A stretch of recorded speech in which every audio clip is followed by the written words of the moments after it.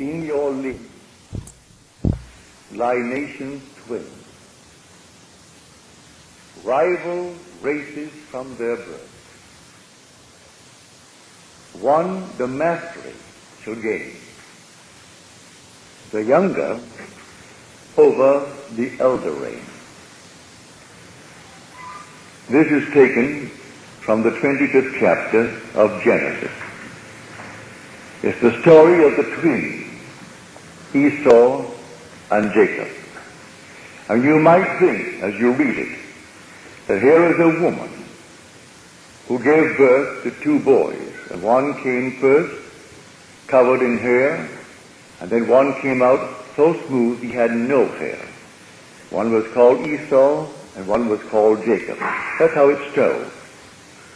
But that is not the story. We are told the first man, Adam, and then the second man, Adam. The first man, Adam, became a living being. The second Adam became a life-giving spirit. It was not the spiritual that was first, but the physical, and then the spiritual. This twin is separated in time between two distinct births, stretching over centuries, thousands of years. Has nothing to do with two little boys who came out within a matter of minutes of each other. This is Esau, this outer garment that I am wearing, and it's covered with hair all over. May not be obvious to the eye, but put it under the microscope, and it's covered with hair all over. The other is smooth. You cannot see him. He is spirit. He is within. He comes second. But he is destined to be the ruler over the first, or the elder. This is called the first man, Adam. And what you cannot see, which must be born of everyone, is the second man, who is the Lord from heaven. And he is destined to be the ruler.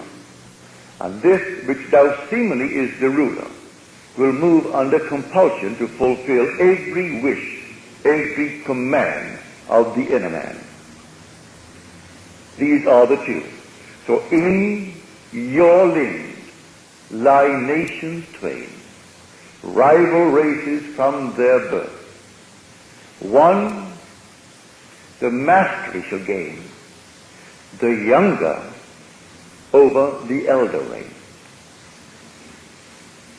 In a practical sense, here I stand before you, and reason dictates what is right or what is real to me, and my senses confirm it. There is something within that is not born, that must be born, that will take over and not allow reason and senses to dictate what is factual and therefore real and the only reality in my world. I find myself behind the 8 ball, and I would like to be, and I need it, but here the outer man tells me it's impossible. It can't be.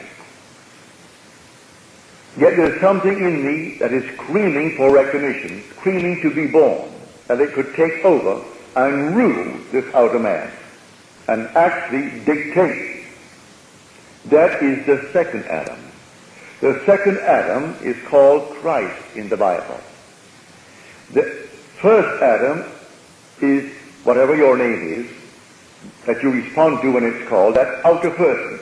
That is the first Adam. Now I am here to tell you of both of them. You're quite familiar with the first Adam. The one that you clean in the morning, the one that you feed, the one that, well, you cater to. That is the first Adam. Eventually, the second Adam will be born. He cannot be seen by mortal eye. He cannot be seen even by the mid-level of your being. He is seen only in the depth of being. He is spirit, pure spirit. That being is your own wonderful human imagination. The eternal body of man is the imagination.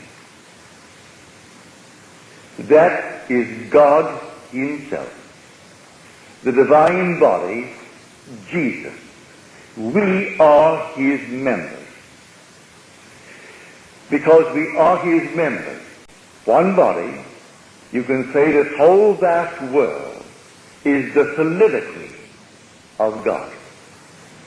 God talking to God. The whole vast world is yourself pushed out. There is nothing but you in the world. Here is this divine unity that reveals itself in multiplicity, in, I'll call it division, in fragmentation. But they're only members of the one body, and that one body you are. But when you say it, you do not say you are, you say I am. Be still and know that I am God. That's the being. Now before this second man is born in you, you can become aware of him and begin to exercise his power. The power that one day you will completely exercise and consciously exercise. The outer man must serve him.